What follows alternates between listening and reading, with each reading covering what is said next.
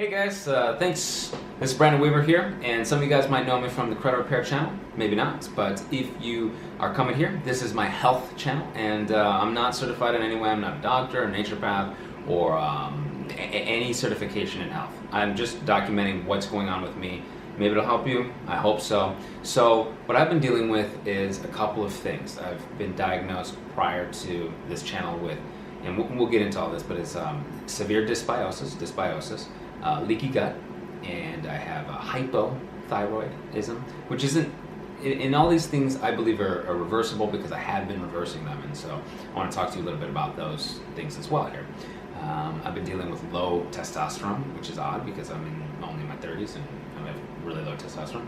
So some of the things that I've done and I think would help people out there is to make sure that they're getting the proper tests. Prior to getting the proper test, I was very much like, oh, you know, maybe I have a Candida infection, I have bacterial infection, or maybe I have a leaky gut. And you know, you probably know, you probably do, but the severity of it and how to treat it, and you know what your specific ailment is, really about what the tests show you. You know, your specific vitamin deficiencies. Most people have a zinc deficiency. I do not.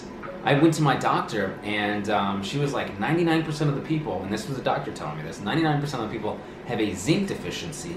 You have enough zinc in your body, you have a copper deficiency. So anytime I took zinc, which was recommended to me by other people, not necessarily doctors, but other people, actually one of my doctors did recommend zinc. I would take zinc and I would feel sick and I would feel flu-like. And I didn't understand why, and then I started to think maybe I didn't need it, and then sure enough I got the results back and I have a copper deficiency, not a zinc deficiency. So it's very specific to you. So what I did find out is that one of the first tests I did to find out what was going on with my health after I started seeing skin inflammation, my psoriasis on my knees and my elbow, which I don't really have the psoriasis on the elbow anymore. I don't know how well you can see that, but it was way, way worse. And so it is reversible. It is, I believe, curable. What happened with this skin inflammation I was really concerned about, and I started doing research, and a lot of it is gut related. And so we did a test, and sure enough I had a bad fungal Candida infection and a bad bacterial infection. So this overgrowth was taking over. I had no good Lactobacillus acidophilus in there. I had no good bacteria. They were running the show. Took them down a little bit, okay? So the fungal infection, the Candida, I do not have an overgrowth anymore, thank goodness. And you know, we use the natural berberines and the uva ursas, plantains. I use some IV therapy with silver in it, with glutathione. I've used ozone, pushes O3. So a lot of stuff to help bring that stuff down. Now the bacteria was a beast, and we only got rid of some of it. I'm still dealing with a bacterial infection. However, I was able to colonize Lactobacillus acidophilus, which is, you know, really tough. It took me maybe 6-7 months to be able to do that, and it was like I had to take trillions and trillions a probiotic. The probiotic I took was VSL number 3. That's the one that finally worked. VSL number 3, you can probably Google it, or maybe I can put it in the description box below for you. But if you're dealing and you don't have any good bacteria, you might want to look into that one. Here is the test. A lot of people probably don't know that there is a leaky gut test. And this leaky gut test is the lactose test, where you drink this kind of fake sugar, I believe, and it'll tell you if you're urinating it out, which would be in the green. I would be in the green if I urinated it out. Or if you're in the red and your gut is leaking it out, your intestine, your large intestine is leaking it out all over the place.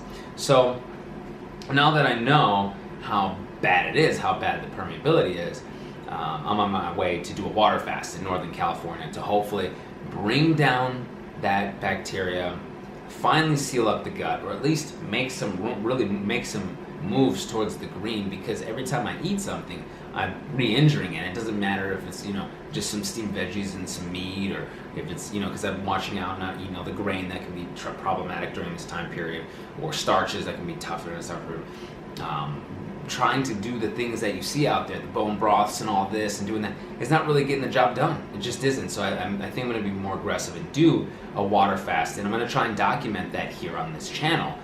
if I can. I don't know what my energy level is going to be like. Hopefully it's good. I'm hopefully going to be feeling better. I've done some intermittent fasting while at home, a day and a half here, a day and a half there, and felt great because I have really high inflammation markers. In fact, my inflammation is so high that the C-reactive protein for inflammation is an 8.2. I don't know what, they don't give you a level of where it should be. I have sedimation rate, which is another inflammation marker. It's supposed to be 0 to 15. Mine's at 55. Just really, really high inflammation. My hormones are really low, testosterone is really low.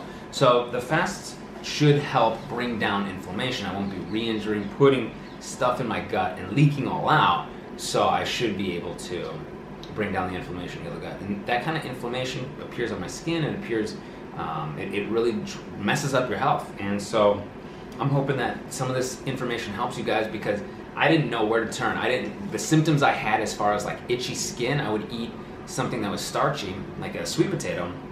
My skin would itch, my skin would peel open. I know it sounds nuts, but that would happen. My girlfriend would see it. I would eat like grains and quinoa, and it would look like, my skin would peel open. I get all this inflammation. My body just couldn't handle anything. So I'm hoping that you'll be like, oh, this guy, he's had some similar situations, and you'll go out and do those tests. The other test that I did was they called it a Nutra evaluation, a Nutra eval, and it gave me some of my my vitamin deficiencies. I was B12, all of my B vitamins were low, probably because I don't methylate well. Methylation is a process of when you can, convert folic acid into folate, or folate into B vitamins. I don't really completely understand how it works, but I don't methylate all that well. And then so I started taking my Bs and my aminos and all these things I was deficient in, glutathione, and then I became over-methylated, so then the doctor had to wean me back and put in vitamin E and all this stuff. And so getting the test is so important. When I was seeing videos out there, they wouldn't say, get the test, get the test, get the test. Get the test, work with the doctor. Work with your doctor, your naturopathic doctor, not an MD, but an ND. The naturopathic doctors is the one that do these tests. They're the ones that are more natural. When I was working on fixing my dysbiosis, the bacteria in there, the bad bacteria outweighing the good bacteria, I used natural agents like uberose and berberine. I used natural stuff. Everything that I've done so thus far has been reversing a lot of what the other not natural stuff was, the antibiotics, the anti-inflammatories. I'm actually doing it in a way that it feels like it might be quote-unquote slower, but the right way to do it. And I feel as if it's almost remarkable, because assuming I feel like I'm halfway through, and assuming I do heal my gut and all this stuff, I will have done it hopefully without causing any side effects, any nasty side effects whatsoever. So I'm just kind of looking through some of these tests here and thinking, what else is good for you? I did a SIBO test, small intestinal bacterial overgrowth test. It was negative, thank goodness. So if you're dealing with any of this stuff, don't just self-diagnose. That's what I was doing for a long time. I was guessing, I was trying everything under the moon. I tried this, I tried that, and until I found out what was going on with me, I really didn't have any clue as to, how to treat it. So that's a long of it. Catch you guys up.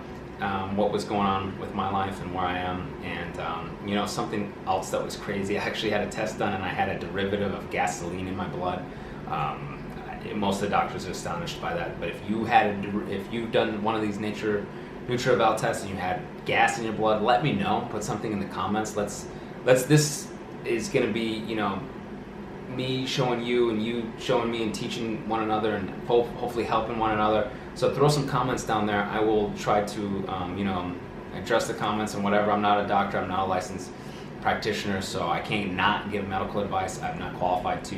You have to talk to your physicians, but maybe there's something that you stumbled on that will help me, or vice versa. I'm trying to think. Oh yeah, and the leaky gut. You're not nuts if you are dealing with food sensitivities or allergies, like, seasonal allergies, but it's like, sometimes I eat something, I feel weird or whatever. You're not crazy, man. Like, that leaky gut is like the leader of all these symptoms. Like the hypothyroid is, I think, a symptom of leaky gut. The autoimmunes are a symptom of the leaky gut, and it goes untreated and it gets worse and worse, and people are having all these chronic issues and they don't know why, because of the food we're eating, the antibiotics and the leaky gut and all this stuff. that it's just a recipe for disaster because most people aren't addressing it. So anyway, please subscribe to this channel. I'm going to try and get more content out here. And please give a thumbs up if you liked it and it helped you out. And yeah, I wish you the best of health.